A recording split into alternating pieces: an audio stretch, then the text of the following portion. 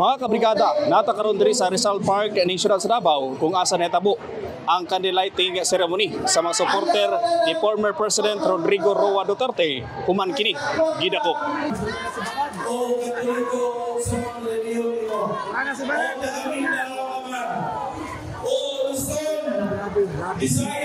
Wala na mapugi sa mga supporter ni kanhi President Rodrigo Roa Duterte ang ilang gibati nga kasuko ug gikunis-kunis dayon gisunog ang hulagway ni President Bongbong Marcos Jr. samtang nagpadayag-usab sa ilang gibati sa Brigada News Team ang pipila ka mga individual nga mitambong sa prayer rally ug candlelighting dala ang ilang mga placard. Nasakitan ko sa nagibuhat sa atong ex-president.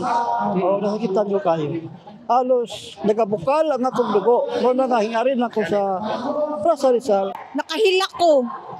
Kay wala ko nagdahom nga gikan dito siya sa Hong Kong. Ila din giatngan magkahiusa ta para kay Tatay Digong. Pasado alas 7 sa gabi, formal na nga naghalad og prayer o candlelighting ang mga supporter sa kanhi Pangulo sabay sa paghalad usab og kanta sa mga lokal nga performer.